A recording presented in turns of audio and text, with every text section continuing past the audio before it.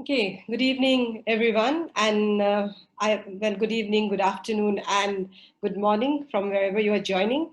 Thank you very much for joining us today once again for this series of webinar, which we had started from the 18th of September. Today, as you can see on the screen, the topic of the webinar discussion will be on power in hydrodiplomacy. And we have two very eminent speakers for this particular session. Before I introduce you to the speakers, I just thought that I will very quickly introduce you to this webinar series for those who are attending this webinar for the first time today. So this is what probably most of you already have access to. Several webinar that we have, which started on the 18th September and is going to continue till the 14th of November. 12th of November. We have two bonus lectures included within this 12th till the 12th November, and these bonus lectures we already had one, and we will have one towards the end of the webinar series. Very quickly, I would like to introduce you to what we basically so far had done and what we had discussed, what were the interesting discussion that we had, which would have a lot of relation to what we will be discussing today in today's webinar as well. So on the 18th, we had Inception Webinar, which was focusing mostly on South Asia and where we discussed about fundamentals of hydrodiplomacy. So discussion basically centered around several important issues. For example, the role of hydrodiplomacy in bringing cooperation, what kind of role hydrodiplomacy can play in improving the quality of dialogues, also the kind of role it is there an issue related to gender? What kind of role multilateral and bilateral institutions and organizations could play? And we had a big panelists here, and as you can see that we had people coming from different background. There was also this discussion, because this has been hosted and initiated by an academic institution, what role an academic institution like IIT Guwahati, who is hosting this webinar, can play in improving or in basically encouraging this hydrodiplomacy to happen, and in what way it should happen. And during this discussion, which is a bit relevant to today's webinar, so I thought I should bring it here, is that as you can see, we had two foreign two diplomats, one from Bangladesh and one from India, and one was former ambassador to India from government of Bangladesh, and another one was former foreign secretary. And there was one point where both of them, they agreed, and they basically mentioned that there is a lot of power politics very closely related to water. And they do also agree that diplomats are conditioned to embark upon a zero-sum game. This is how they have been taught to, when they come to the service, this is what they are taught. And so they always try to preserve the sovereign rights. So it is extremely now important to break this kind of mindset that they come with to improve the quality of diplomacy itself. And that is where hydrodiplomacy can play a very important role. There was also this discussion that, hydrodiplomacy should not be only confined to water ministries, it should be across other ministries as well. And that should also particularly involve home ministry or foreign ministries, where a lot of discussions related to international policies and relations takes place. This is something that was kind of brought in and was discussed. I would also like to mention quickly about the bonus lecture that we had on the 25th of September. We had a very distinguished speaker who is from the Cardiff, who is an emeritus professor in Cardiff University, Professor Roger Falconer, and Professor T.G. Sitaram, who is the director of IIT Guwahati, was the chair of the session.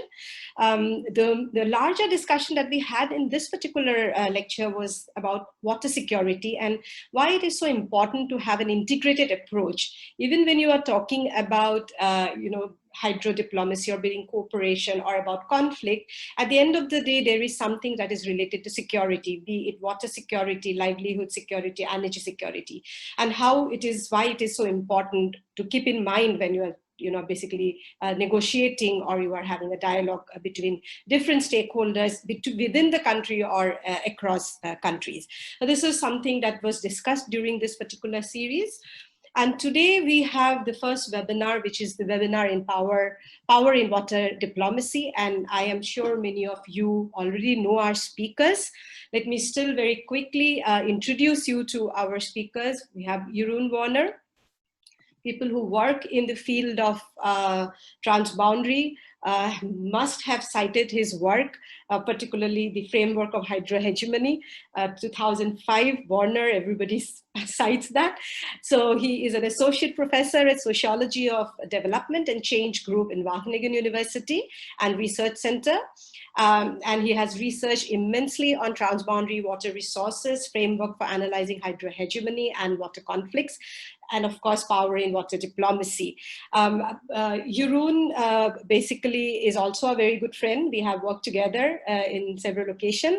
And so we really look forward to hear you, Jeroen, and thanks for joining us today from Wageningen. Let me introduce you to the discussant of this session, which is Dr. Sumit Vij. Sumit is a postdoctoral researcher at the Faculty of Sciences in Vrije University, Amsterdam, and also a part of public administration and policy group in Wageningen University. Sumit has worked a lot on South Asia, particularly focusing on Brahmaputra, and he has published a lot in several articles. Many of you may have come across his work. His work also focuses a lot on power, climate change, climate policy making processes, and how power influences this policy making, including in the case of transboundary water governance.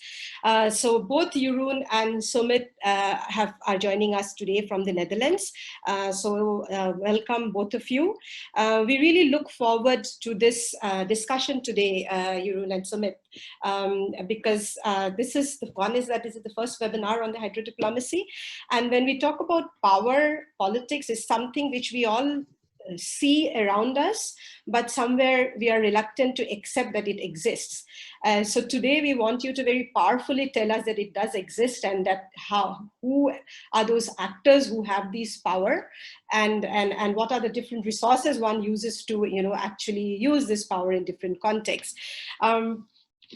So without wasting time, so I'm the moderator of the session, but my work is mostly to keep a track on the time. So this is a total session of 1.5 hours. So Jeroen, around 30 to 35 minutes to you for your points, and then Sumit will take it from you as a discussant.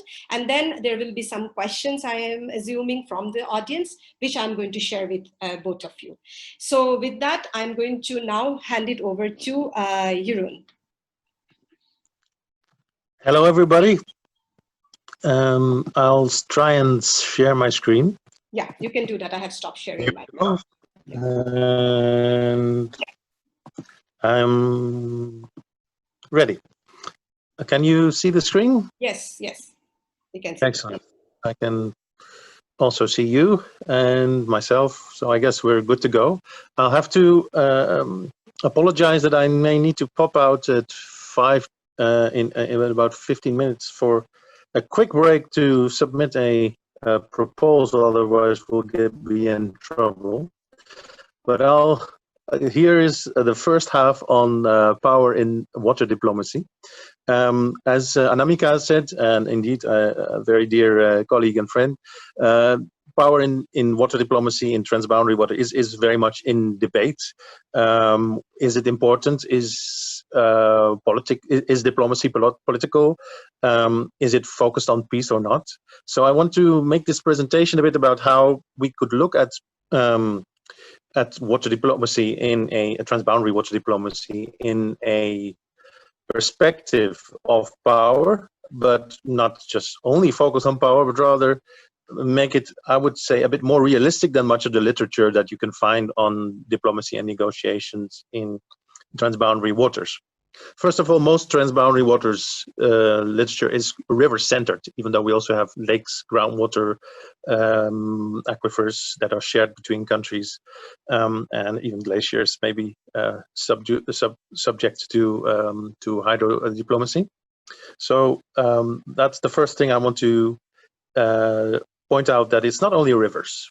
Secondly, we're talking about states, and that means between sovereign states that's where the hydro diplomacy often takes place in the conceptualization of the much of the literature.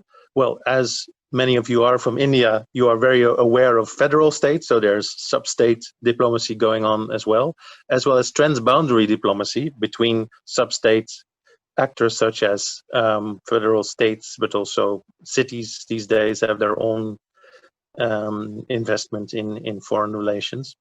NGOs, international, multinational actors such as the World Bank, UN, and also companies.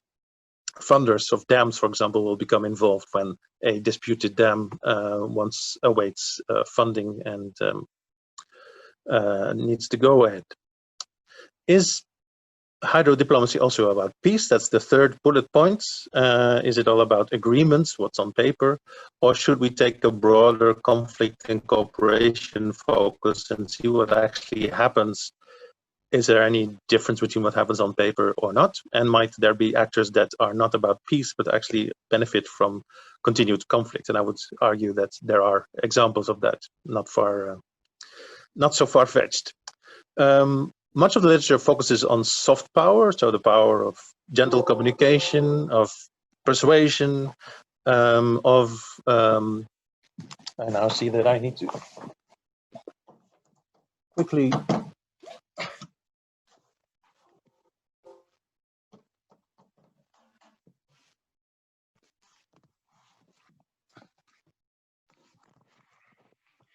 the charger in place, otherwise we'll be disconnected, and that's what we don't want that to happen. Please go ahead, Jeroen, no problem. Yeah. Okay, I've done. Okay. I've just got a...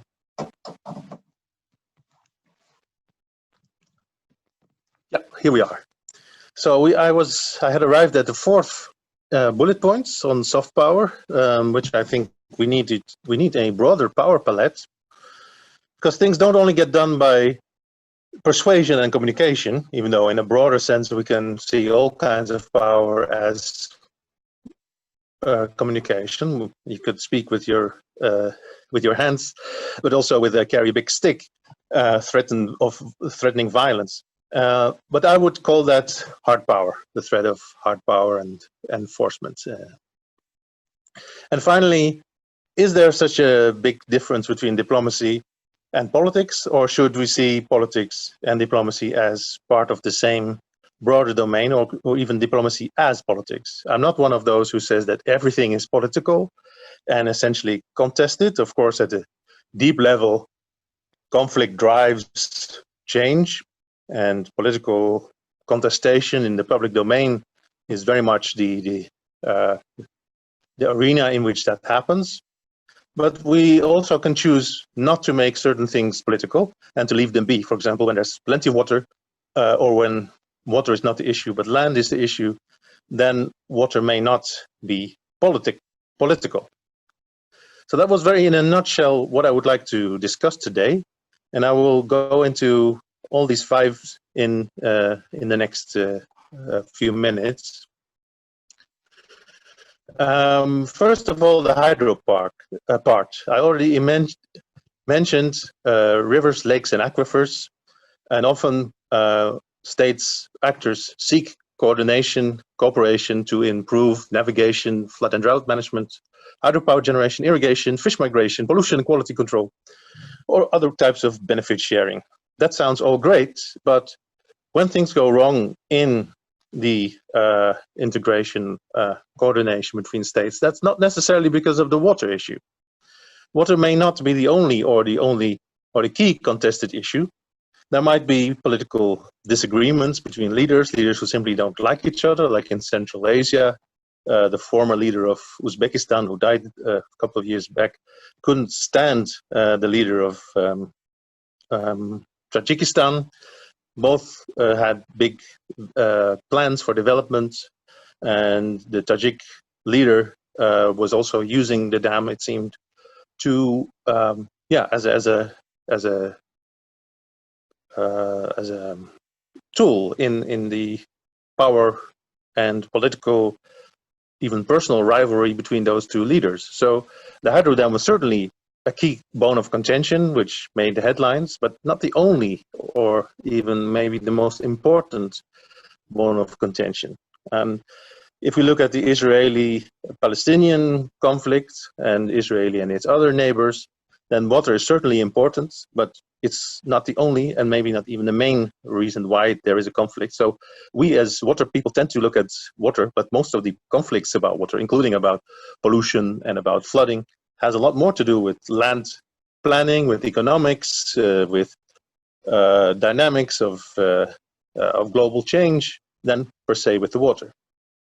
Geopolitical rivalry might be an overlay, such as the well-publicized rivalry between China and India on the Indus, which makes the on the Indus, such that it's much more likely to be violent than on the Mekong, where China has standoffs with Vietnam and other co-riparians, which are much weaker, and so much less geopolitical overlay and spillover. Secondly, I was mentioning about the state centricity of much of the literature of sovereign Westphalian states. Liberal authors have mentioned the erosion of the state, which makes the distinction between domestic and foreign affairs much more fluid. And also people from a critical perspective say that actually we are not run by state, but by powerful international neoliberal actors, multinational companies, elites. Intellectuals also take a role in legitimizing all that.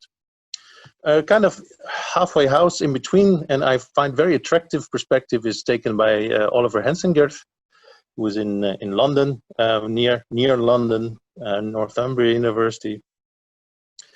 He says the infrastructural projects involve a lot of state and non-state actors.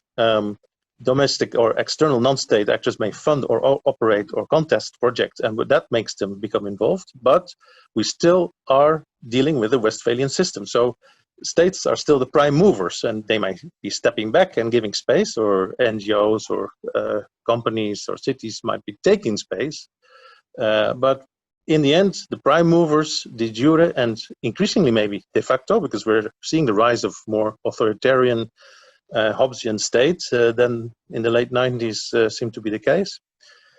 But power resources are also become transnationalized. There are actors outside the state who conduct diplomacy or who may be involved in what Keck and Sikkink have called the boomerang politics. So if you don't get something done within the state, then a civil society actor might use the global platform, the press, the public opinion to press a state from the outside. And then it becomes an internationalized or transnationalized issue, which may only have been between sub-state actors or between states and, say, liberation movement, which all makes us need to rethink the nature of sovereignty. And this is something that's addressed by John Agnew, who was kind enough to refer to the London group, Mark Zitoun and myself, Naomi Omachui and others, as a group of people who don't necessarily take the state as key prime movers, even though we are often tainted with a brush of old-fashioned state centricity. But we're starting to move beyond nuance things.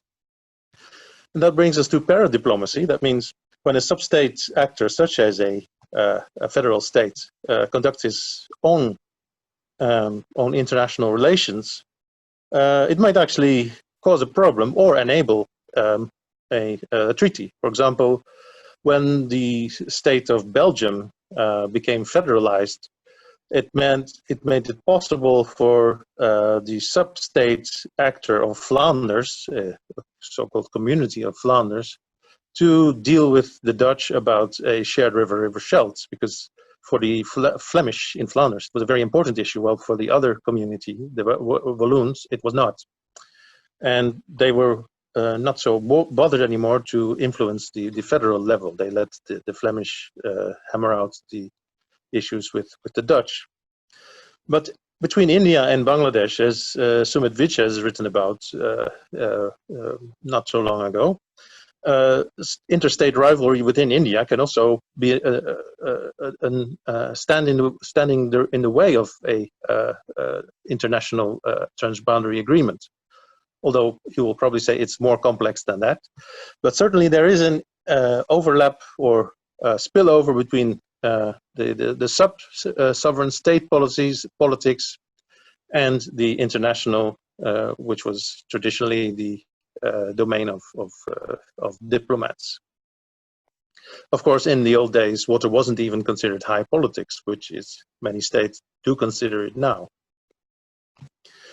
So rather than talking about sovereign states, we should maybe talk about political actors or polities, any group that have a collective identity and who have a capacity to mobilize resources. An interesting case, for example, is the indigenous people in Namibia, in southern Africa, on the shared Kunene. Namibia shares it with Angola. This group was very much against being displaced or threatened by a dam that was going to be built in their area. They live very traditionally and live off the resources and of pastoralism. And that was going to be in danger. They considered fundamentally in danger, so they securitized their livelihoods in the face of this international transboundary initiative to build a dam there for hydropower generation. And they, even though they can hardly read or write, they managed to address the whole world through the internet by appealing to the international community on the rights of unrecognized peoples and basic human rights to live wherever you have always lived. So that's another example of paradiplomacy, where a sub-state actor, which considers itself autonomous, starts to conduct its own international communication with, which affects then the relations between the more traditional states. So that makes the diplomacy game at least multi-level. Putnam has written about it.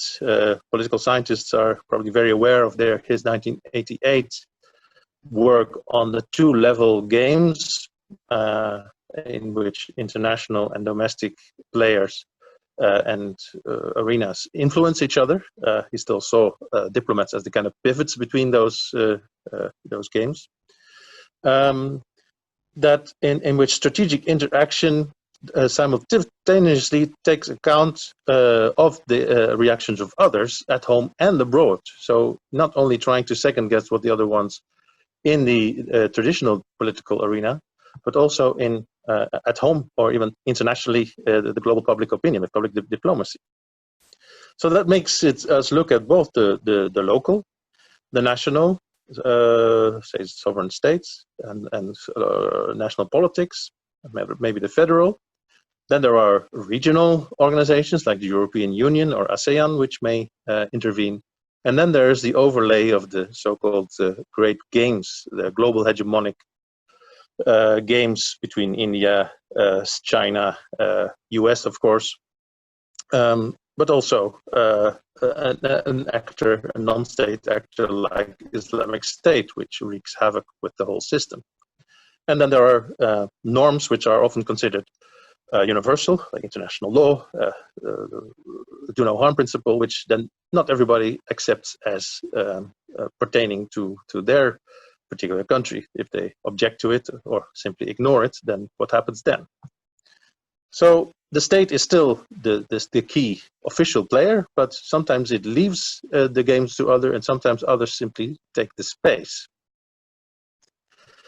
Now I'm at a point where I'll need to take maybe a 5 or 10 minute break and then continue. Otherwise things will go horribly wrong. But I wanted to go back to this particular thesis of mine, that we need these 5 points to look at more broadly at hydropolitics, hydrodiplomacy. And then I will come back to that, and hopefully also Sumit will address this from his perspective as an Indian scholar with a different background as myself, and maybe looking differently at what is politics and what is diplomacy than myself.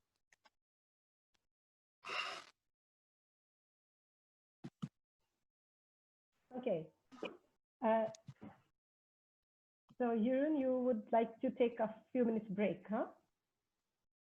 Yes, I need to. Okay. I have 5 minutes. No problem. So I was just thinking if from the audience point of view, if there is any reflection or anything that you would like to put it up for discussion, please do that in the chat box. You can write your questions. And Sumit, if you would like to say something here based on what you just brought up, it will be good for have you also on board now. We can't see you, Sumit, actually. All right. Am I visible now? Yeah, you're visible now. All right. Thanks. So how do we do this? Should I just reflect on some of the questions, or should I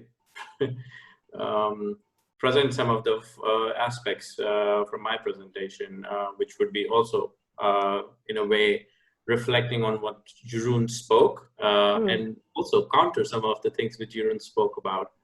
So I can do that, or I can take up, if the audience have questions, I can take that and respond to them. At the moment, there doesn't seem to be any question as such, but probably you can reflect upon what Jeroen mentioned, and then we can move on. And then maybe Jeroen can come back again. All right. Okay. Then in that case, can I share my screen? Jeroen, you'll have to stop. You have to stop sharing yours so that Sumit can share his.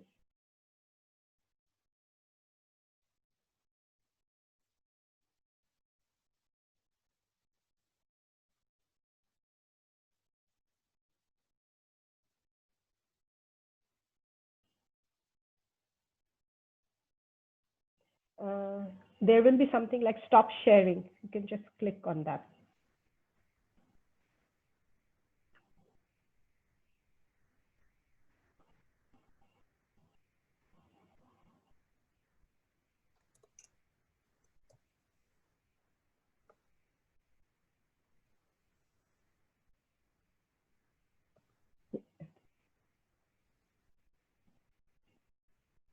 Can't hear you, Jeroen. You can unmute yourself if in case you are trying to get some help.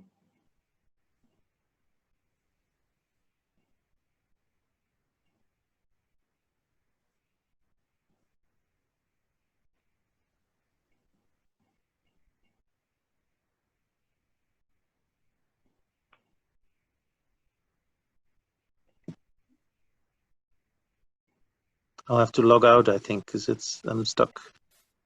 Okay. Yeah, now it's fine. Now, Sumit, you can share now. All right, I'll do that.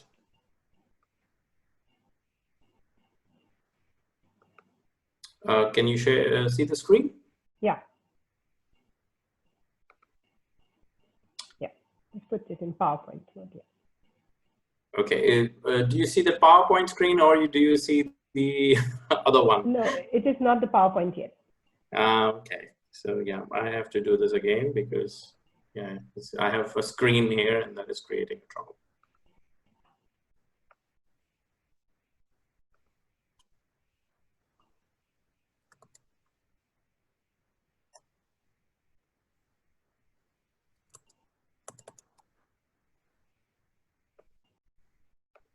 Does it work now? Yeah, it's working now. Yeah. Perfect. Yeah. So what I'm going to do very quickly is, because Jeroen is just taking a break for some, I think, some urgent requirements. I'm going to quickly reflect on what Jeroen spoke about in a few minutes and see if we can get into a discussion, unless we have questions from the audience. So what I'm going to do is basically, what my plan was initially to speak about three things in today's as a part of the discussion. The first one was to reflect on the aspects of why power is so essential in water diplomacy. That's the first one. The second one is more on the conceptual reflections, which is part of it. And then we talk about the aspect, one of the aspects of power, which is on the non-decision making. So it's mostly reflecting on the covert analysis of power and water diplomacy, which Jeroen also briefly spoke about. And the last one is on the concept of branding, which Jeroen and I have been working on it for some time now.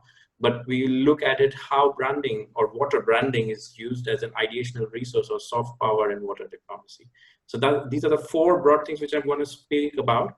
But very quickly, I'm going to reflect for a few minutes on why the questions of power are important.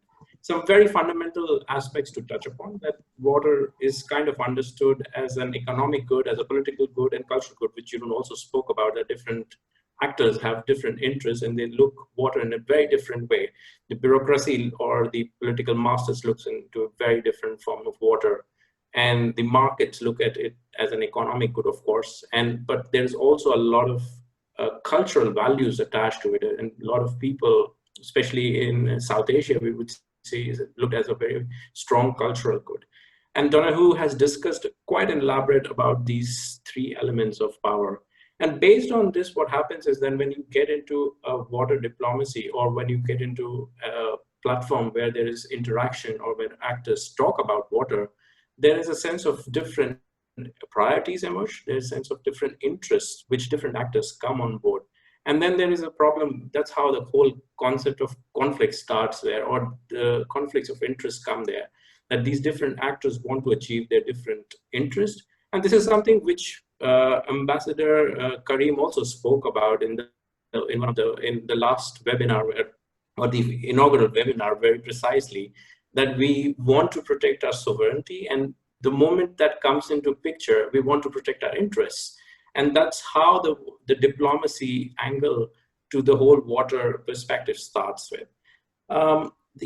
The other point is that when we are talking about actors, we're mostly talking about state actors, but I think over a period of time, what Jeroen also spoke about are the non-state actors which have emerged and have been playing a very important role in water diplomacy. I'm going to talk a little bit about that in the next few slides, but that is something which is quite often happening. One another caveat which I would like to make for my at least argument is that I'm not going to talk about the politics, because for me, politics is absolutely positive thing to happen. Contestation is essential to even achieve cooperation. And the moment we try and not look politics in a very negative way, I think then the whole dynamics of politics changes. I think generally we look politics in a very coercive fashion, and I think that needs to change. And that is also something I think both the, not both the ambassadors, but Ambassador Karim and the Foreign Secretary, or the ex-Foreign Secretary Shamsaran, also spoke about. I think we need to look that in a very different perspective, and that might resolve a lot of issues around water in the due course of time. The third important point which I would like to make is that most of the hydro diplomacy literature currently starts from a very positive point of view. I'm not saying it's right or wrong, but what I'm saying is that they don't particularly, that literature particularly doesn't look into the power aspects in water diplomacy. They are essentially, I would say, power blind, or at least they're power shy in that fashion. They're not looking into the nuances of power in these diplomatic processes, and as well as in the outcomes. I'll highlight a few of the things which are very interesting with some examples. The first one is about the hegemons when we talk about in diplomacy. For example, we talk about the Brahmaputra basin. We sometimes forget that we have two hegemons there. In a way, at least they understand themselves as hegemons, or they pretend, or they use their they showcase their interest and power as hegemons. Both India and China are powerful countries in their own ways, and when they interact, it's a completely different dynamics which emerges in the diplomatic relations, and that's why it's not easy for them to interact also and to find solutions. So I think we need to really understand this, and we have to also understand from the research point of view how China as a political culture works and how India as a political culture works. I think there is a big lack, or I think there's a lacuna in the research from both the sides in that. I might say in China is a bit forward-looking in that. They do a lot of research on Indians and as well as Indian political systems.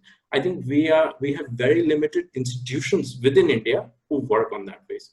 Or there are few people we can literally count them on fingers to know what Chinese or about China or China's political culture. The second nuance which I would really like to reflect is about the domestic conflicts or emotions which influences the foreign policy and water diplomacy in South Asia. I think Jeroen spoke about it, and I slightly want to extend that argument that it's not just about the domestic politics, but it's also the emotions. I think as South Asian or even Southeast Asia or African as a country, a lot of things works on these emotions of what the people in the country are thinking about the country. And that's where I say the research is important, because we need to really show that not all Chinese are not bad people, or Pakistanis are not bad people, or Indians are not bad people for the same matter. I think these emotions have to be separately looked when we are talking about diplomacy, or particularly water diplomacy. I think we know a lot about this when we are talking about Decentering Treaty, which kind of falled out between India and Bangladesh after 2013 interactions. Ganges is going to, the Ganges Treaty, which is almost going to end in 2026. A lot depends on how we are going to take this up. In this, although we were, there's so much literature and people talk about it as a success story, but I still feel that there is a bone of contention there. And the 2018 negotiations, which was kind of looked, or at least it was kind of managed by the World Bank and brought India and Pakistani counterparts together, was not a successful interaction between the two parties in that way. So I think we have to really look into those things as these subtle nuances of how we can really influence. Although I agree with Jeroen on that domestic interplay influences the transboundary interaction, and it is somehow increasing in the coming years, and it will increase furthermore.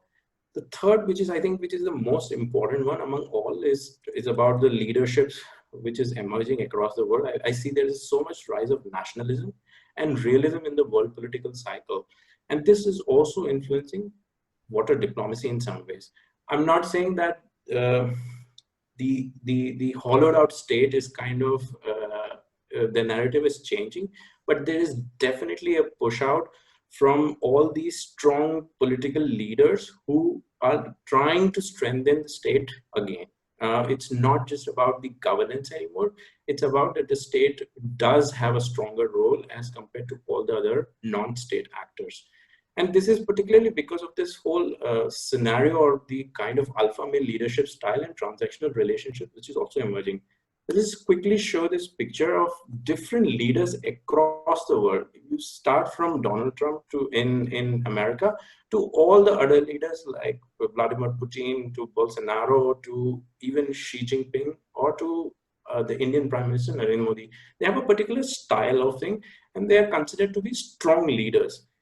I'm not saying that necessarily is right or wrong, but I think it does have a question, and we need to think about this. I think we'll talk much more in detail about this in the branding aspect of it. But I think I'm going to just stop here to just tell you a bit more about the nuances which Jeroen was speaking in his presentation, especially about how water diplomacy and why power is so essential to when we're talking about the questions of water diplomacy. Anamika, I'm going to stop here for a while. Yes, please go ahead. Good. Then you saw my signal. Actually, and now Jeroen, I thought it is now because you're going to also bring in what Jeroen is going to is talking about. So I am going to now give the floor back to Jeroen. And Jeroen, probably you can take it over from Sumit, and then Sumit can come back and then again bring your perspective to his presentation. Thank you, Sumit. Absolutely no problem. It's my pleasure. I unmuted now. Can you hear me? Can hear you. Yes, can hear you. Oh, excellent. Oh, I'm sorry for messing up your scheme, Anamika, and thank you for your patience, everybody. I needed to avoid the diplomatic incident with our Indonesian partners by submitting on time, and I had not found out before our meeting started which which switch to throw, as it were, in the system, and I managed to do that in those 5 minutes. So it worked out, but it felt a bit funny. So thank you very much for your forbearance. So diplomacy is, of course, what we do every day to try not to annoy other people too much, but still try to get things done either together or with a subgroup, because not everybody might have the same goals. Thank you very much, Sumit, for chipping in. I heard much of what you said, and one of the issues that you mentioned was emotions. There's now an Ethiopian student who is doing his PhD I think in Sweden at the university on how politics is basically emotions, and of course, especially on the River Nile, where Ethiopia is now building a dam, which is heavily contested, loudly contested by the Egyptians. But when the Egyptians make a noise, then the Ethiopians feel hurt in their national pride. And so there's a lot of things going on between Egypt and Ethiopia that have very little to do with the actual water. And so I think there is a Nile parallel with other domains, which I guess Sumit has mentioned, where emotions are as much a part as facts on the ground, and water facts for that matter, to understand why some issues over shared waters become so contentious. Now, if I remember well, I had left you when we at number 3, and I'll try to finalize my my presentation in the next 10 minutes or so, not to overrun. When I wanted to make a point about whether diplomacy is necessarily about reaching peace. If you read the handbooks, which the Harvard people, Shafiqul Islam and Zuskind, which is excellent stuff, but the assumption here, and in much of their colleagues' work, is that diplomacy means to make peace. So sit people around the table, get the facts on the ground, get the best arguments, and we'll get there in the end. And it's based on things like getting to yes, mutual gains, and so on. But not all actors, I would claim, are looking for mutual gains. Some are simply interested in their own gains, and in so doing, they might be interested in not making peace, but remaining a rogue country on the global scene. As we know, North Korea is often seen as such a state, but it's not the only state in the world that has this stigma, and doesn't seem to be very unhappy with that, making threatening noises now and then, or not sticking to international conventions, seems to serve the leaders of that particular state quite well. And we also see that in water bodies, where an upstreamer might be not so interested actually in negotiating and arriving joint gains with downstreamers. One of our ex-students right now is also of Indian origin. Her name is Anusha. She's worked on a European river shared between Bulgaria, Greece, and Turkey. I can imagine that the map is not immediately on your retina when I mentioned that, but suffice it to say that the upstreamer, Bulgaria, basically doesn't care much, doesn't seem to care much at least, what the downstreamers want, because it's upstream. It can do what it does, develop a hydropower strategy for its national development. And if that means that sometimes it floods downstairs, well, downstream, so be it.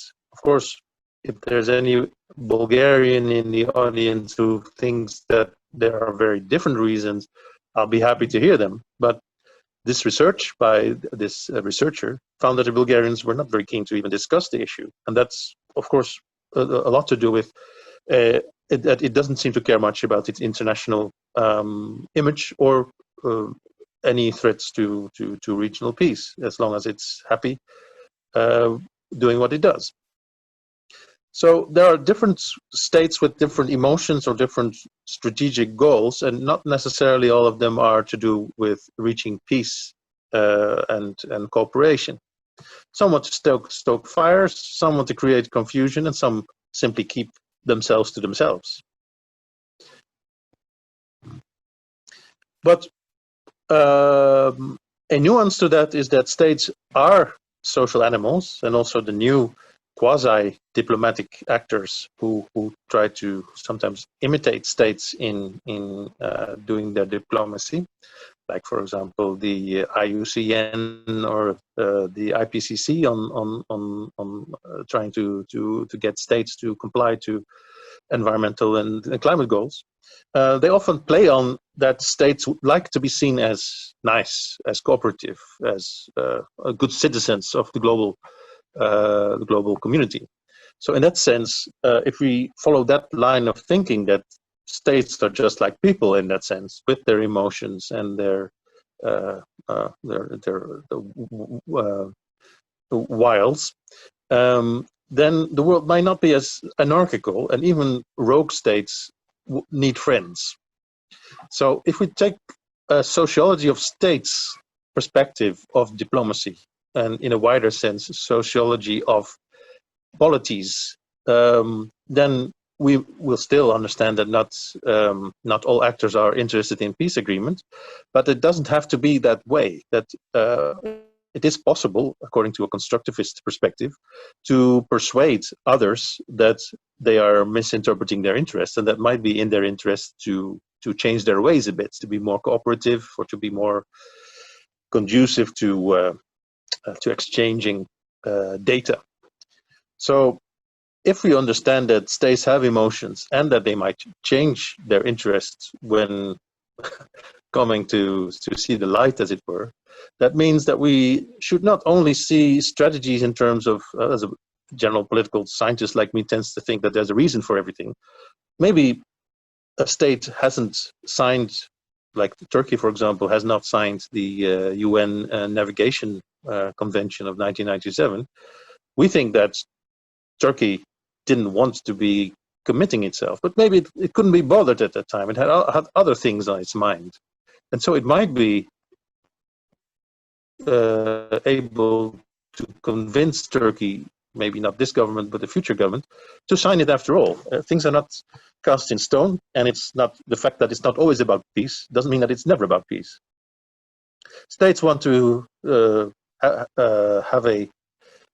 want to be seen as often as positive, which means that they want to be seen as dominant or strong, or as caring and collaborative, like a small country like the Netherlands, to make lots of friends, to have an impact together.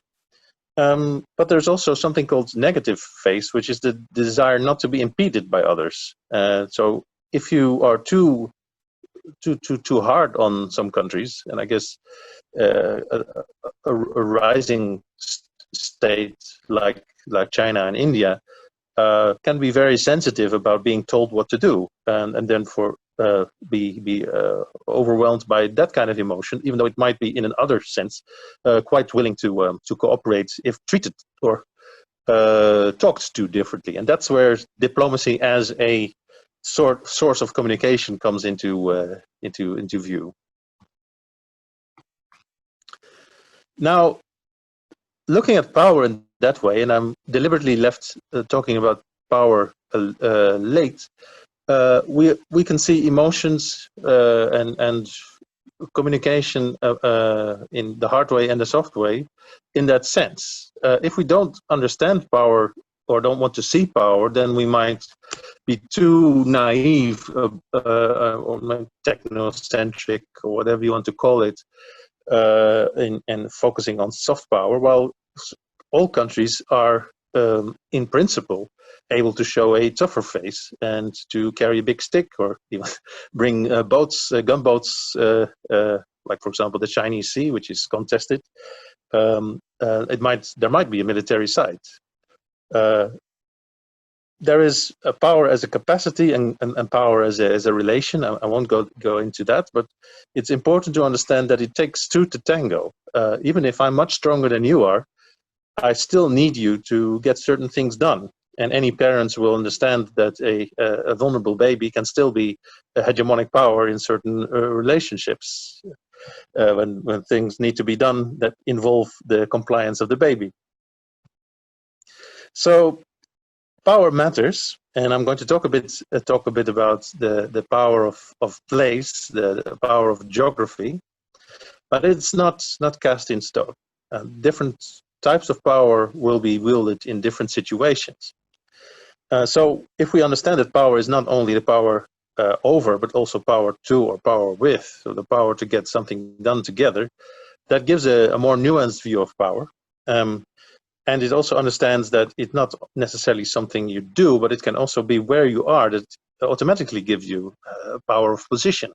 So upstreamers tend to use the water to get more power, to make friends, or to make downstreamers comply.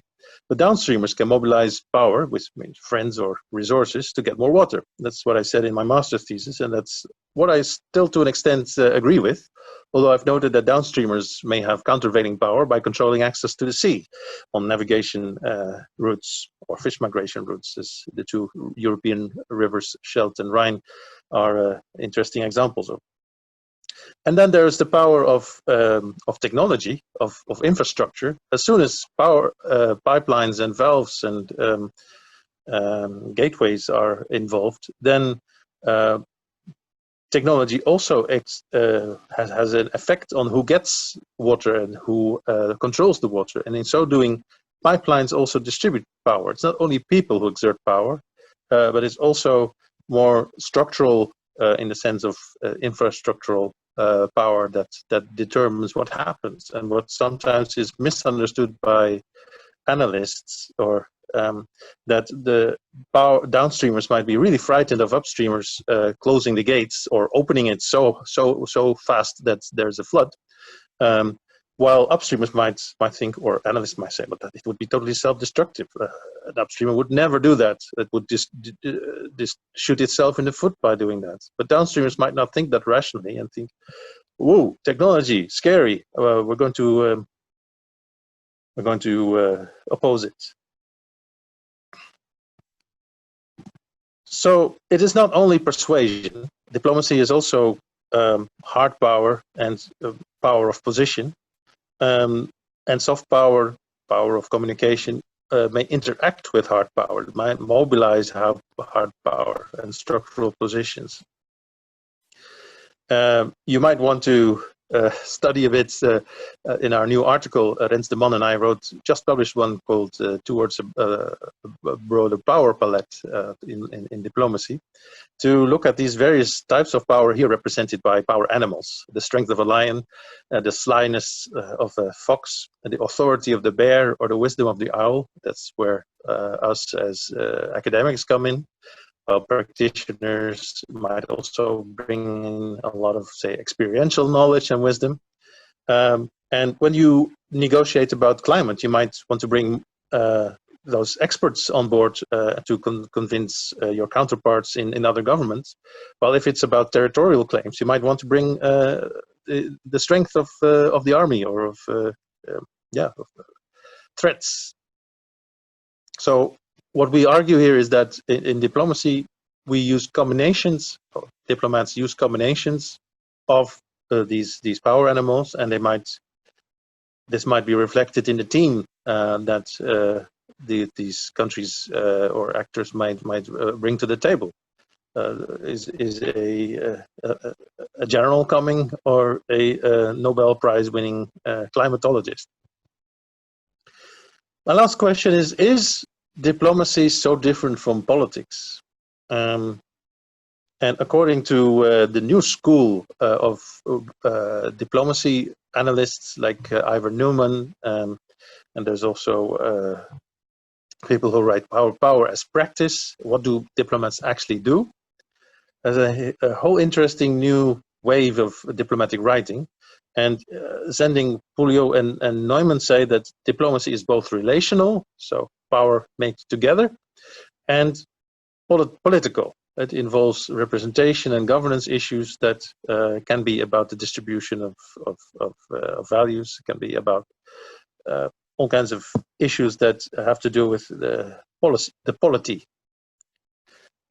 Here are 4 definitions of politics, and I don't know if Sumit wants to go into that, which one he likes better or less. There are different ways of looking at what politics actually means. As I was mentioning, allocation of scarce resources or values, who gets what, where, when, how, and why, as Leswell already said in the 50s.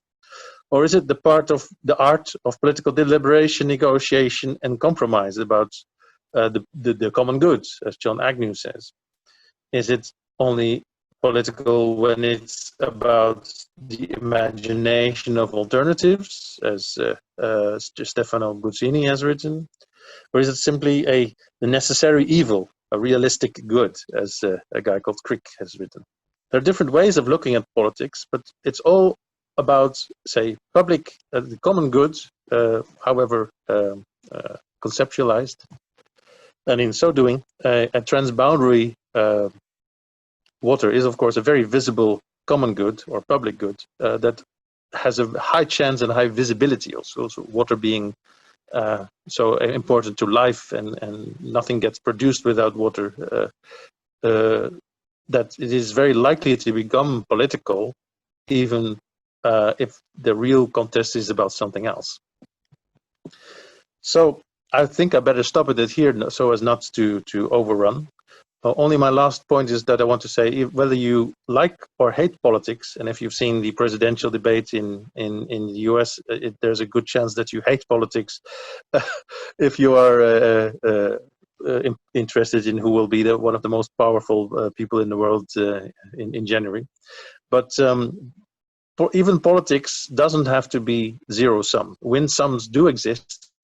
Although the wins might be unequal, even it is possible that the small gainer might accept a deal with a big gainer, because it's a joint gain is better than nothing. So that's why I think politics and diplomacy and negotiation strategies such as BATNA, the best alternative to negotiated agreements, almost seamlessly flow into each other. They have their own domains, but there is a certain overlap that I think the diplo-political that we should look at more. I think I'll leave it here. Thank you very much. Thank you, Jeroen. We will come back to you because there are questions, and I would also like to ask a few questions. But first, I would now go to Sumit again, and I will ask Sumit as a discussant to summarize all of this and also give his view on the subject. You have to stop sharing your screen again. Yeah. I still don't. Oh yeah, I found it. Okay, finally. Great. That button.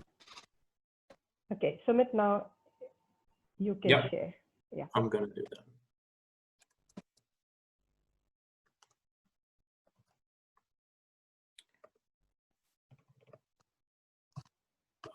Is it visible?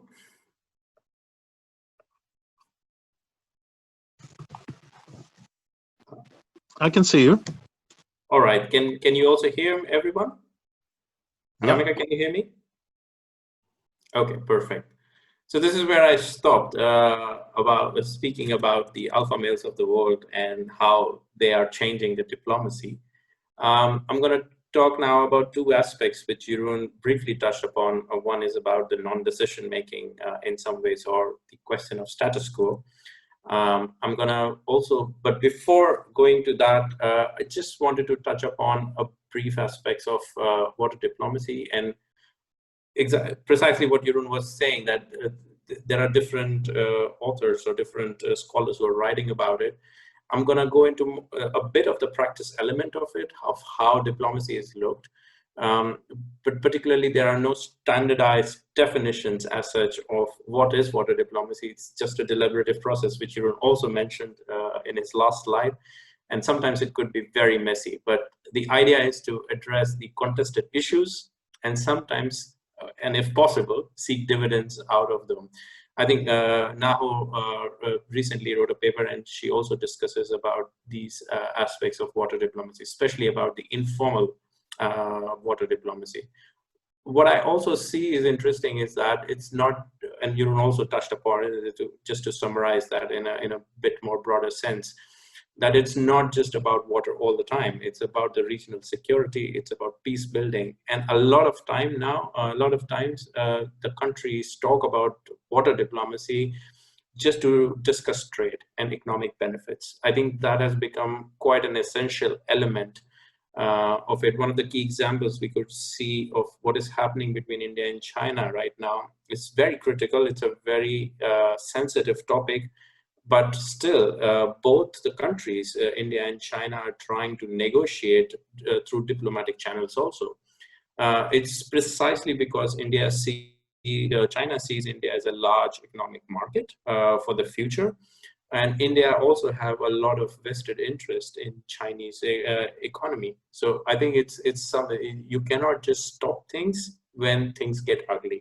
I think there are these different processes which are going beyond the closed doors. And I think they are essentially all about diplomacy, and water is one of the components of it.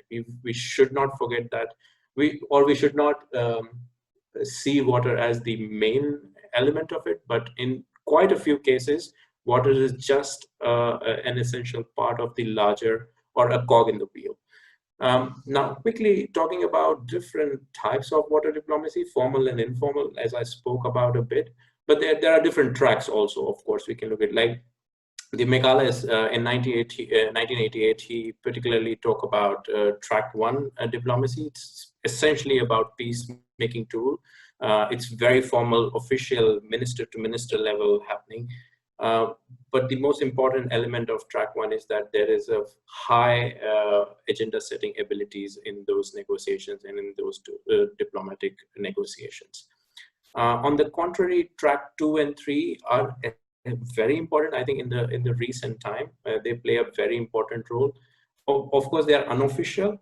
They are informal interactions between various groups. So we can talk about NGOs, we can talk about academics. Sometimes if we go higher up in the track, sometimes there's a track 1.5 and track 2 level, there are also representatives from the government.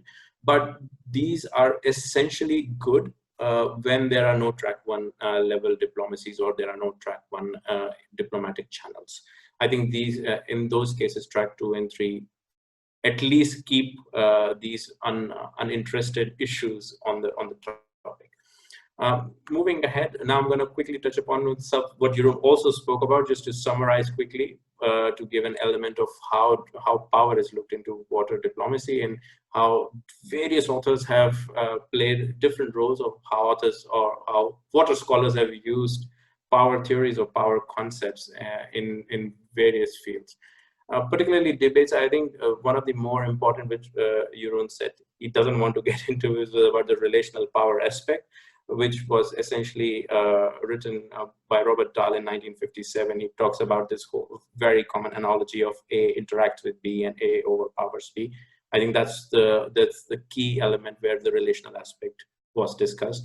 Giddens talks specifically about power as a capacity, where he talks about these resources and using authority and different aspects of power to achieve certain specific outcomes. There is dispositional power, there is organizational power. We can go on and on about these different connotations around power. But I think Luke's in 1975 and his revised version with an additional chapter in 2005 talks about 3 dimensions, which covers most of these connotations in his work. And I think in diplomacy also, and specifically in water diplomacy, we can see these different dimensions of power used by different actors. We're going to talk about a bit more in terms of practical cases. Apart from these, there are 3 big school of thoughts which really talk about, and we spoke a bit, Jeroen also spoke about the realist school, where power is literally attached to a state. But there is a new institutionalist which talk about the spread of power between various state and non-state actors, which also we discussed, which Jeroen also kind of reflected in cases. Brahmaputra dialogue, which Anamika kind of coordinates, is a very good example of neo-institutionalist way of or the spread of power between state and non-state actors. However, the interesting aspect, the third one, is the critical theorist, which Jeroen also talked about in his presentation. He was talking about how the global elites kind of rule the world. But I think to look at it in a very sarcastic way, I would say, can Apple can buy a Nile one day or a Ganges in the future? It would be very interesting to see that, especially with these big conglomerates whose economies or their business sizes are in trillions now. They are much bigger than some of the African countries, or maybe in future in the South Asian countries. We are not far or to say that, or we are not jumping the gun in a way to say that they might be able to one day make rules for large river resources or mountains like Himalayas. The last element, which is important, I think we should talk about, and I'll also speak in the coming slides, is about the water diplomacy, talking about more material and additional resources of how actors use these different forms of resources to shape the game and use them simultaneously. Sometimes they use both material and ideational together on a table, although we might say that military cannot be used inside the room, but yes, military strength or economic gains can be used as a leverage to influence other actors. I'm going to talk about one of the elements which Jeroen spoke about, is how it's not just about peacemaking when in water diplomacy, but sometimes there is a big chance that actors just want to maintain the status quo. And Jeroen very categorically spoke about Susskind and Islam, about the zero-sum and non-zero-sum games. But I think to add to that argument is all about that there is a third category or the third type of outcome where there are no zero-sum and non-zero-sum games, but simply to maintain status quo. And I would say that there are cases in different river basins where there are no decisions made, or there is a sense of non-action happening. Especially what Jeroen was talking about, an Indian scholar, Anusha Mehta's work on one of the European river basins. But as a concept, non-decision making was initially was developed by Bacharach and Baraza and was discussed in their Sentinel work, which was basically contradicting to Robert Dahl's work on relational power. Main arguments made in this concept was about the manipulation of the ideas and rules of interactions and how power relations and instrumentation of force during the power interface. So that's where they were basically giving some interesting insights on this concept. A lot of some of the authors like Mekala Chen also further extended the work on non-decision making, and they basically talked about how it is used as a strategy for hiding information or tabooing a topic, and sometimes shoving an important, essential topic under a carpet. So that's something about the non-decision making.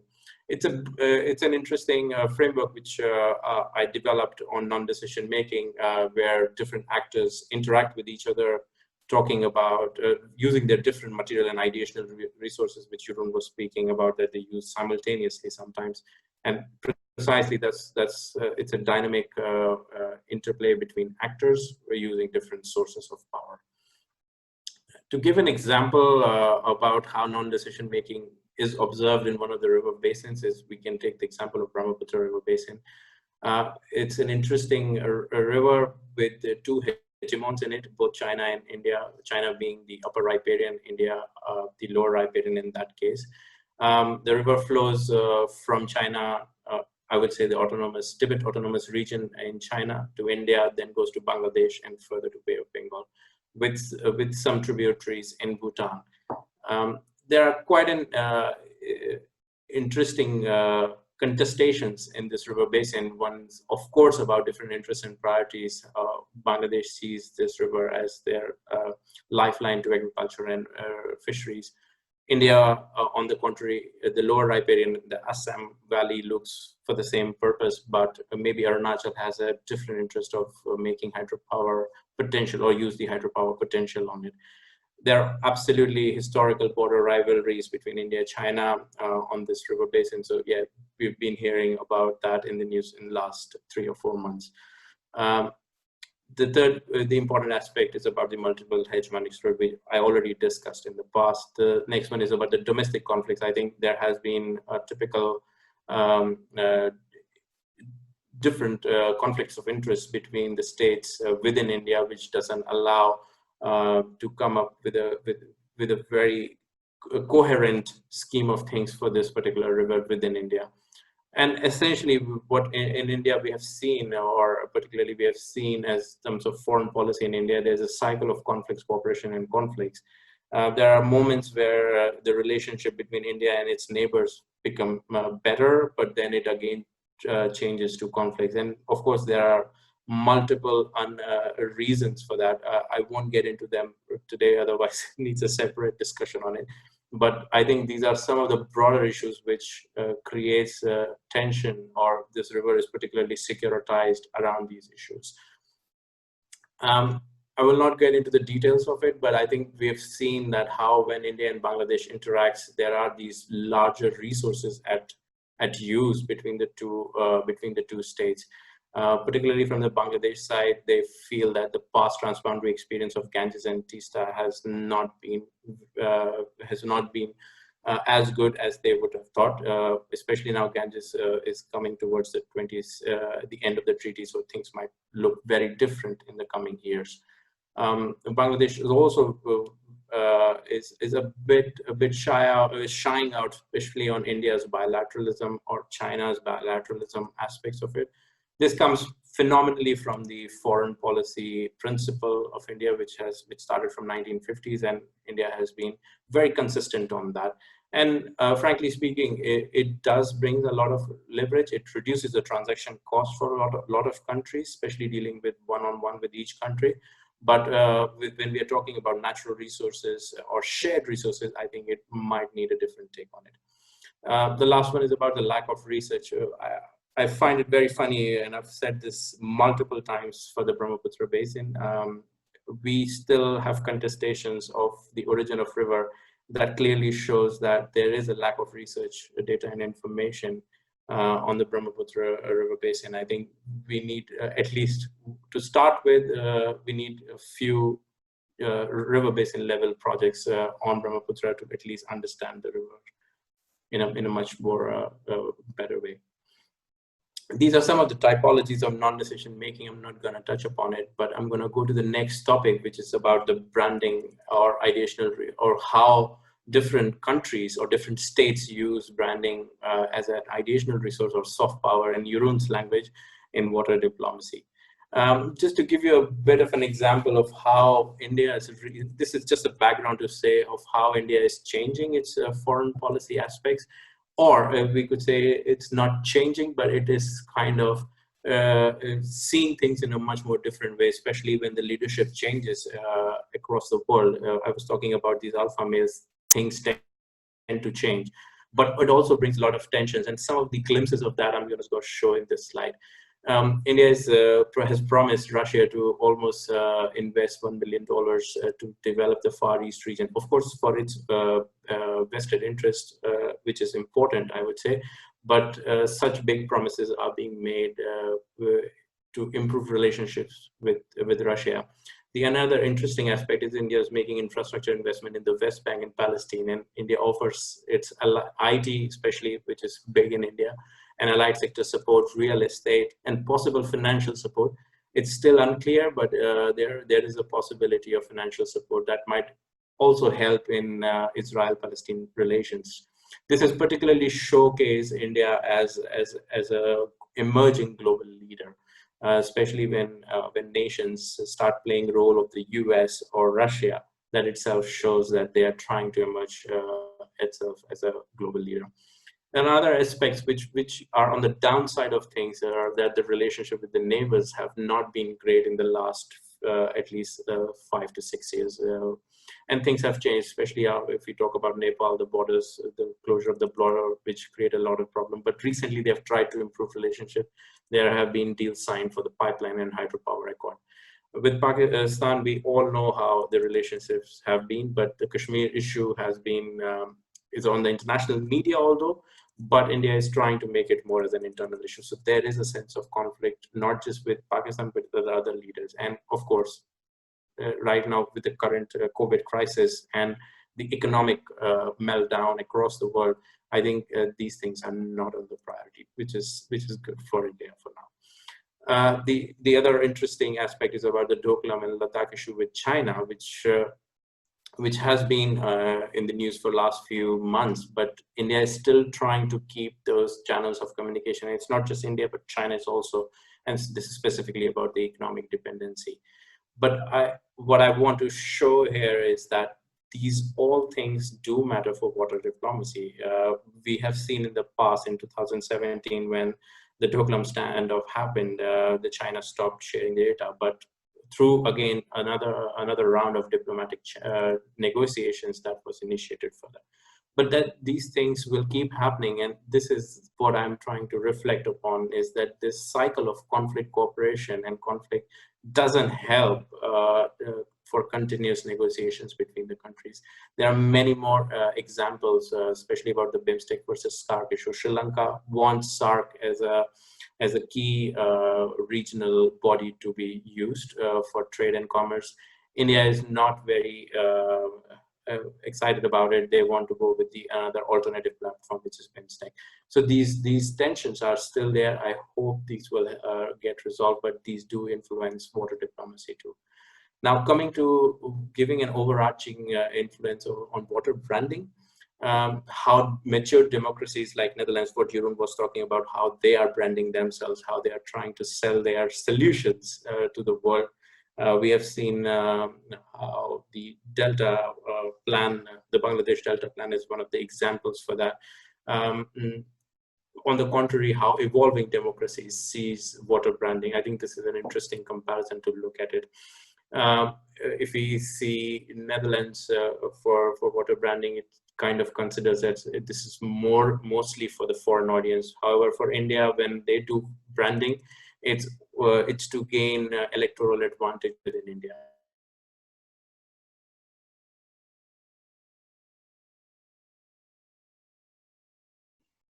Oh.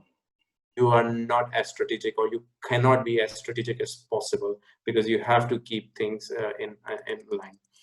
In another interesting aspect is about how a particular country wants to evolve itself into a great power or a big global economic power, how as compared to how a country which is already is economically flourishing.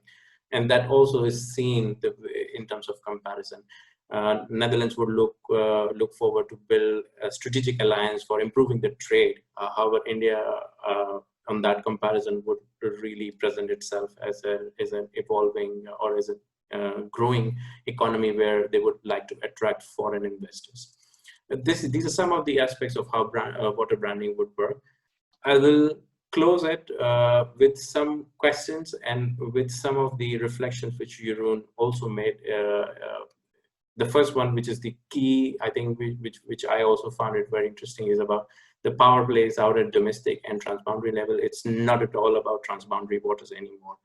So the domestic politics and electoral advantages are influencing transboundary water politics. I think that is one key element which we need to see. How is that happening? We need to learn more about it.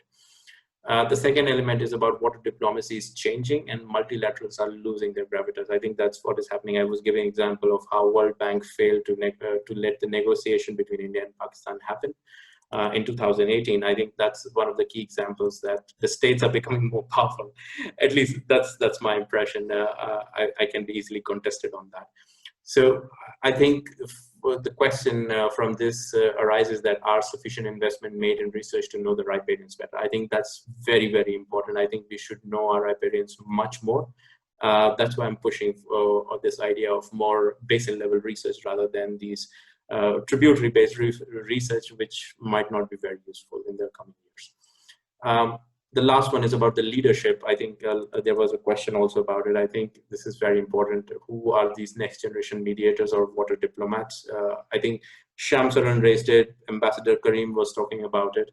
Jeroen spoke about it, also about it, like how we look at the negotiation. Is it a messy process or is it a very simple politics? So I think we need to really look into it, that whether we are looking for these non-nationalistic leaders or these alpha males, or we do need people like Greta Thunberg or Jacinda Ardern, who are kind of becoming the darlings or the not so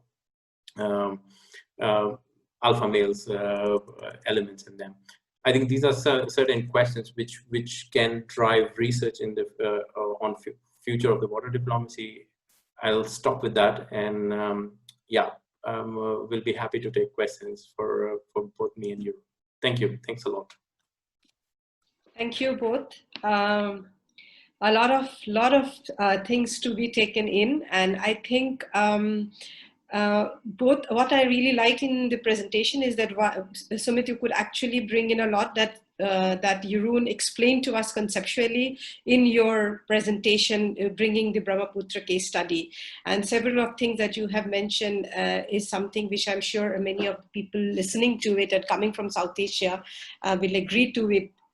Particularly related to this whole issue of relationship with neighbors and nationalism, the realistic approach, all that you have discussed about. Now, I will now first try to see what questions you have. Okay, one of the questions that has come, which is for both the panelists, is how are the challenges posed? This is from Filippo Menga. How are the challenges posed by climate change influencing water diplomacy? This is for both Jeroen and Sumit, whoever would like to take it, or if both of you would like to respond to it. Do you really see that climate change also has an influence on water diplomacy? If yes, what is that? And if no, why?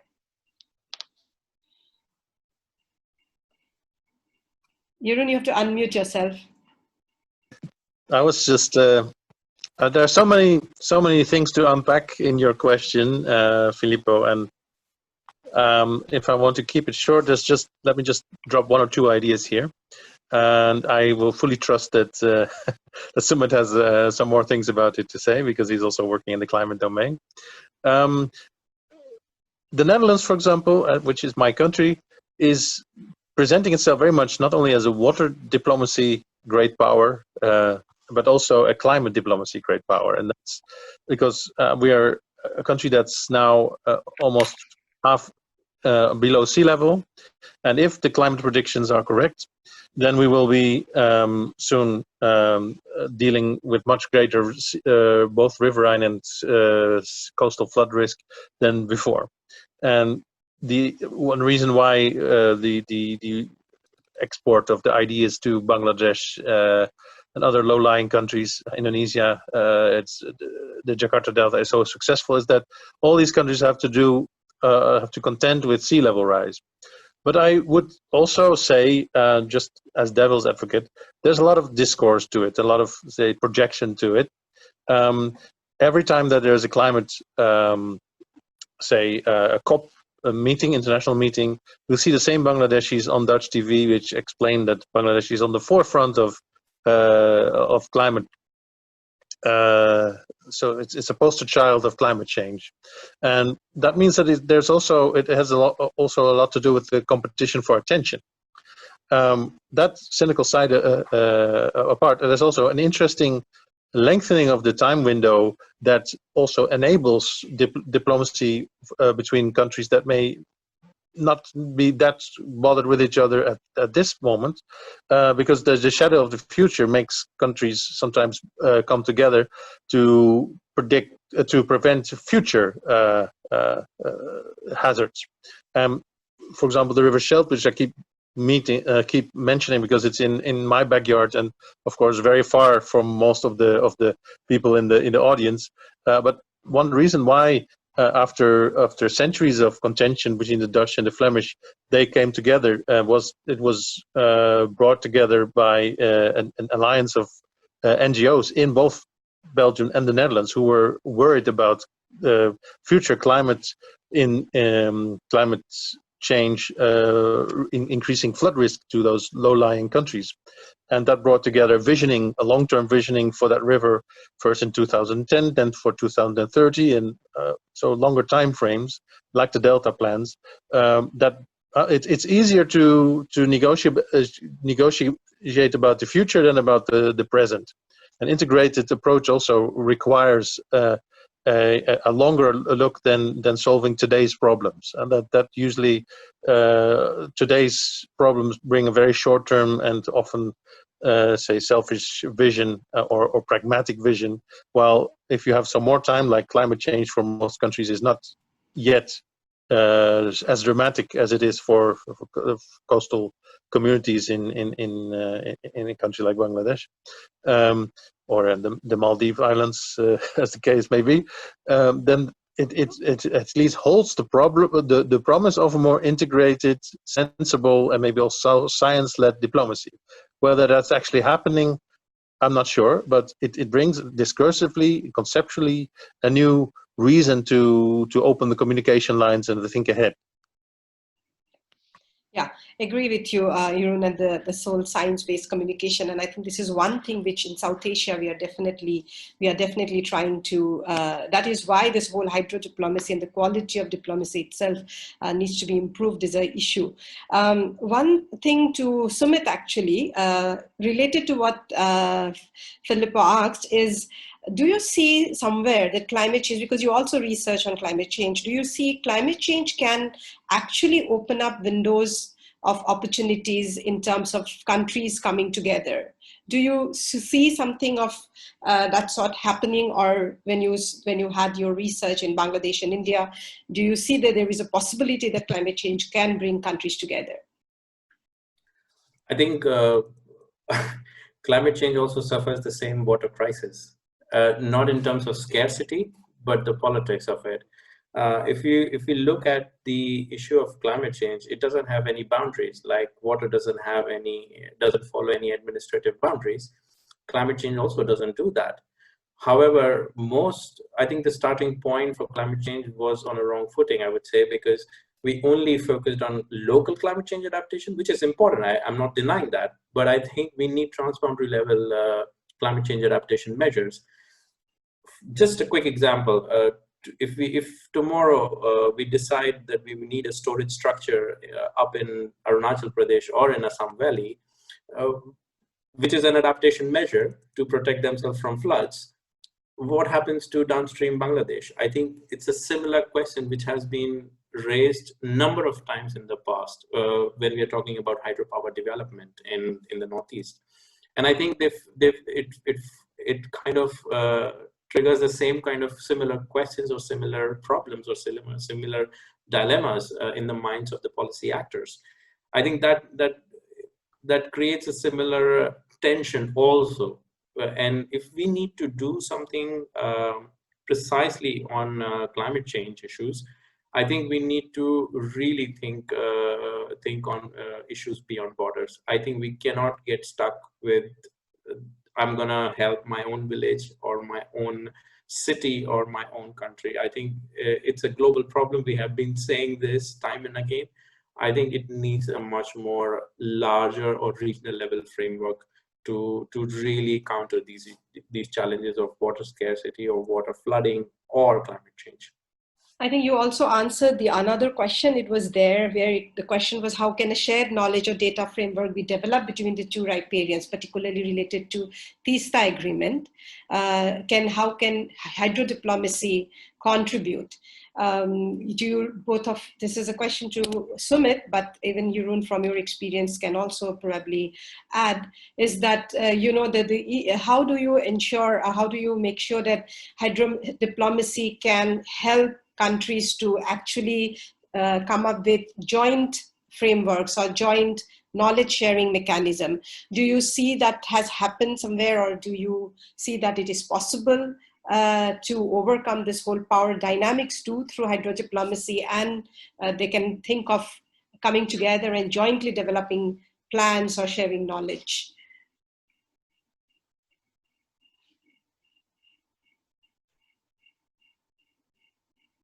Jeroen?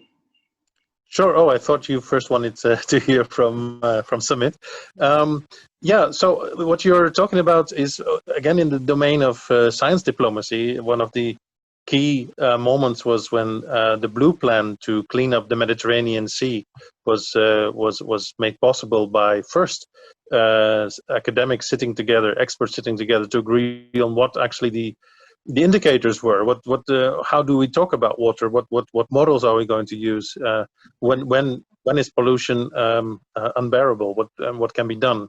Before the politicians and public opinion became much more visible. So that the work that has been described by Peter Haas as science diplomacy as a promise. On the other hand, we see the reality, which I think also Sumit can speak to in the South Asian context, is that there may be agreements to exchange information, whether flood information, weather information, and then when the agreement has been signed, nothing much happens beyond data exchange, and that data might not be all that useful. There are Liz Gistin has written about that in I think 2008-9, something like that, her PhD, about how many international water treaties make lots of promises, make lots of probably well-intentioned plans for data exchange to be the first step to proper cooperation and scientific cooperation, but it often doesn't happen. It remains a paper tiger. So I would very much say that science is very important and often say less political than other issues of water diplomacy, and therefore easier to agree on between scientists on what is the issue, but it rarely brings breakthroughs in cooperation. It rarely, in an issue like, for example, I mentioned before, between Israel and its neighbors, or between, as the case may be, India and Bangladesh. It's not the science that's going to make the difference, but it can be a start where when the scientists know each other, know what to expect from each other, and start to make a habit of cooperation on data. It's a start, but I think I've heard from Sumit that also may sometimes stop as almost, you could say, symbolic move, like I don't like you so much today, so I'm not going to share my data. So maybe I should give the floor to Sumit now to maybe correct me or expand on it. I think you're absolutely correct on that one. Yeah, but my more fundamental or principal question to this is, why do we need this data, or what is the purpose of sharing data? I know it's in transboundary literature and in practice also we say that it's a first sign of cooperation, but I also feel that, is it the only sign of cooperation? That's primarily my first question, but also I think we need to move ahead of just sharing data, because sometimes the data we share is already available to other countries in the form of a GIS map, or they are already can go on Indian IMD website if Bangladesh wants it to do, and they can see the flood or the water flow data. The data which is securitized is anyway not shared between the rivers. For certain rivers, I'm not saying for all the rivers, for Brahmaputra in that case. On the contrary, I think if we want to engage different institutions or we want to improve science diplomacy, I think we need joint new research projects and also take a stock of research which has already been done. And these institutions, maybe for IIT Guwahati for that matter, could collaborate with BUET or other universities in Bangladesh or in China to see what has already been done on certain river basins and what new has to be done to understand this river basin in a much better way. I think these are certain starting points. I don't think so just sharing data is sufficient to improve water or science diplomacy both. I think there needs to be an initial stock taking and then further improve that by joint collaboration between different research institutions between the countries. Okay, Sumit knows that I don't agree with this argument, and we have had a number of battles on this before, but I will not bring that right now because there are questions. So there is a very interesting question to both the panelists. First of all, both of you could probably read on the chat box.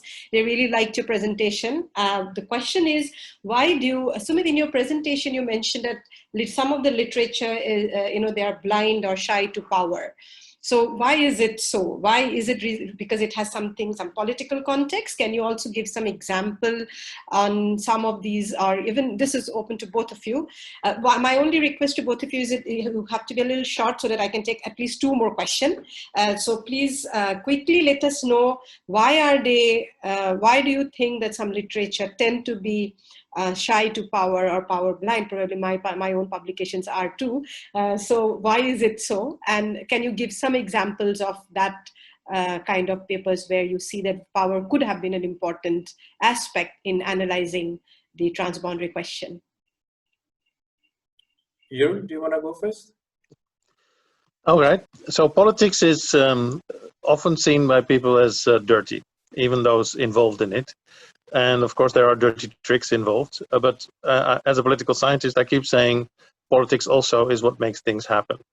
Yeah. And makes sometimes the impossible possible, especially in a complex multi-party democracy like the Dutch and the Indian democracies, where maybe the impossible alliances are made or phrases are found to give a bit to concede a bit to everyone, even if they seem incompatible.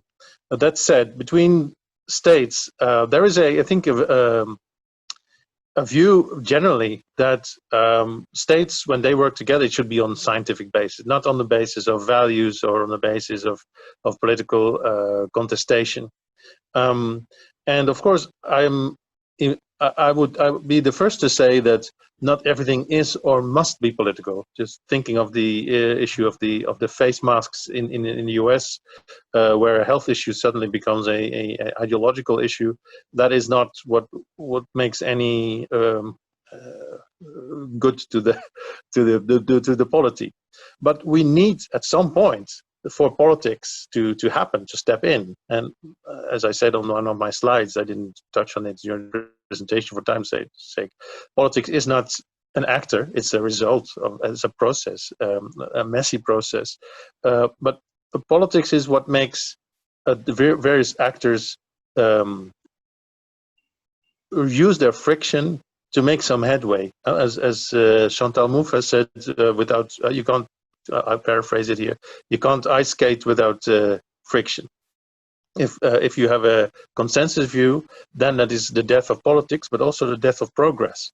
You need you need to spar. Even in the scientific world, we compete with each other for the right numbers, but also the right ideas, and sometimes on the ethics of our research. What are we doing this for? The praxeology, and this then it becomes dirtier, as it were, and that doesn't sound as attractive as a clean scientific solution or a legal solution. I always am at odds with lawyers who are often very optimistic about what laws and institutions can happen. But I then, as a political scientist, say, get real. It's not the lawyers who make the difference. It's they prepare the difference, as it were. They make or codify the rules, but then to make them happen, you still need power. You need the power to implement, and the contestation of sometimes in the implementation thing stage, the whole thing starts again. Over to you. Sumit, quick reflection. Very quick response to this, because Jeroen, I think, covered most of the points. I think what I was precisely saying is that not that transboundary literature doesn't talk is power shy or power blind. I think there is a plenty of articles, books written on how power is observed in transboundary waters. But when we talk about water diplomacy particularly, I think the starting point is cooperation. I think when people talk about diplomacy, they seek that they would achieve some sense of cooperation.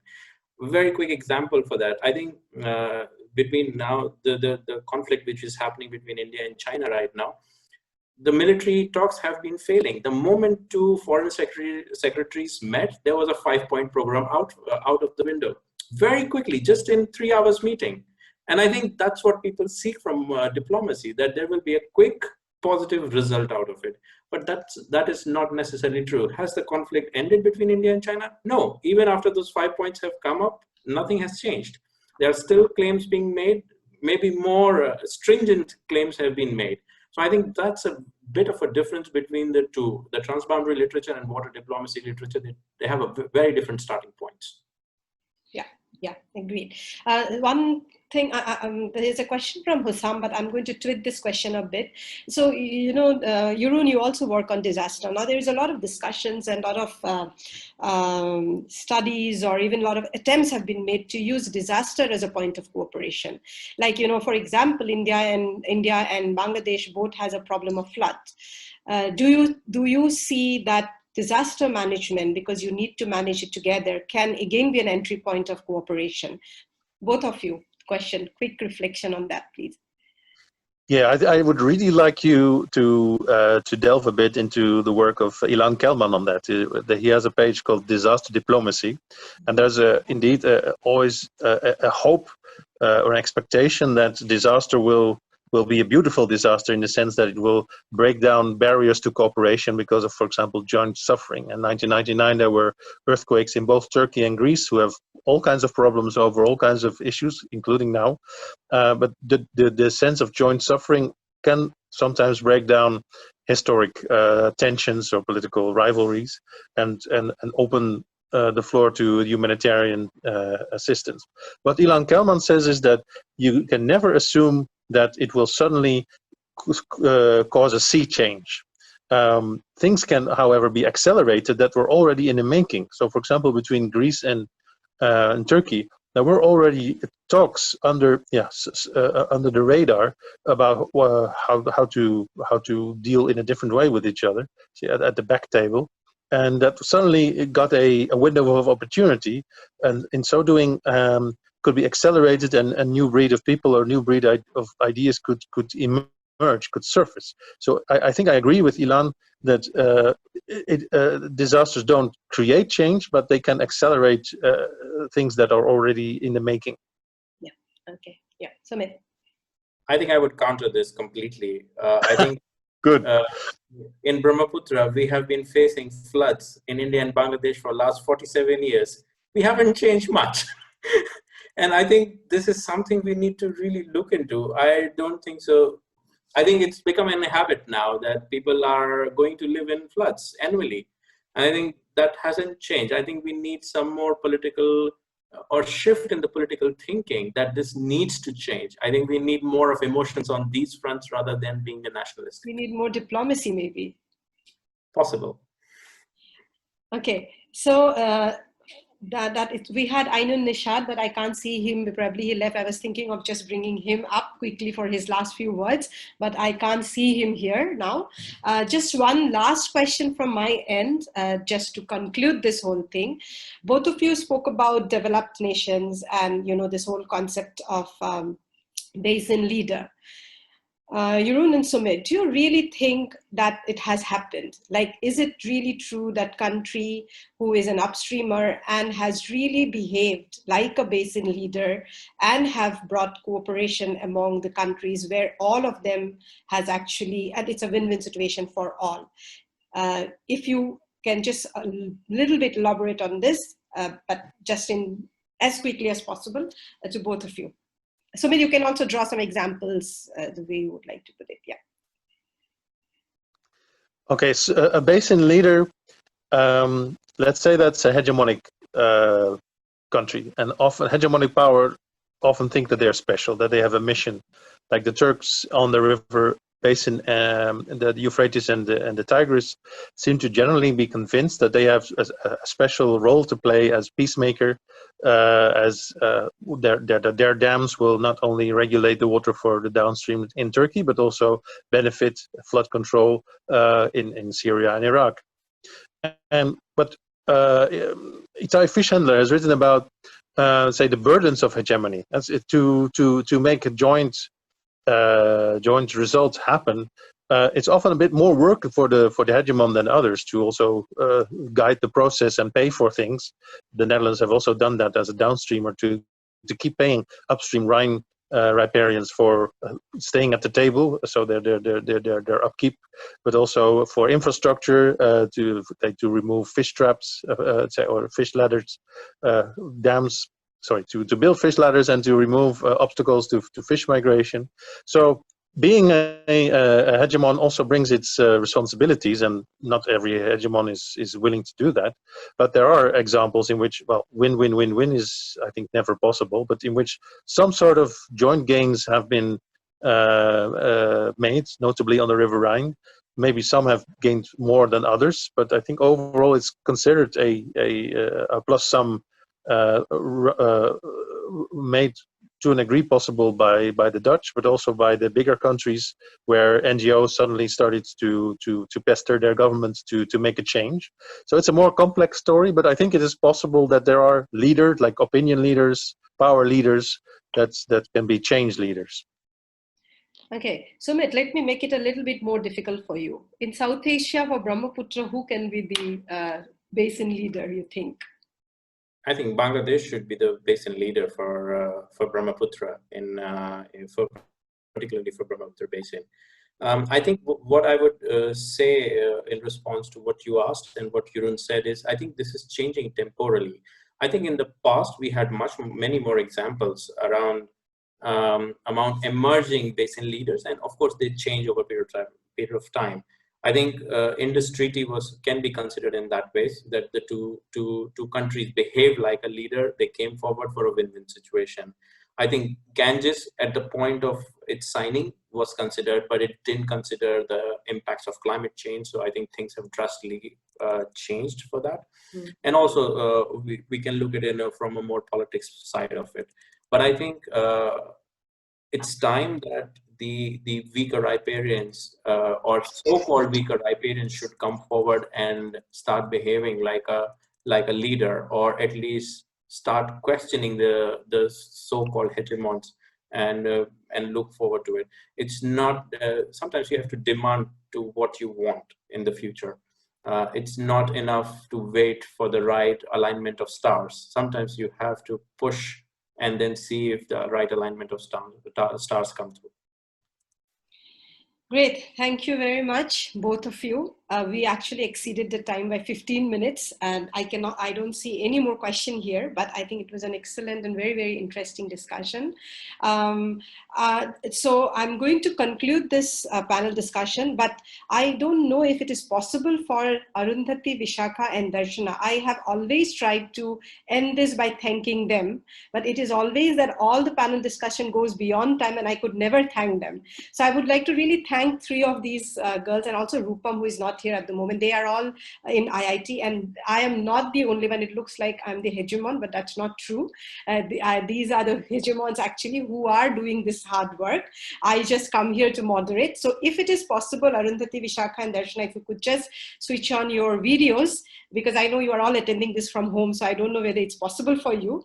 If possible, switch it on, or otherwise a big thank you to all three of you.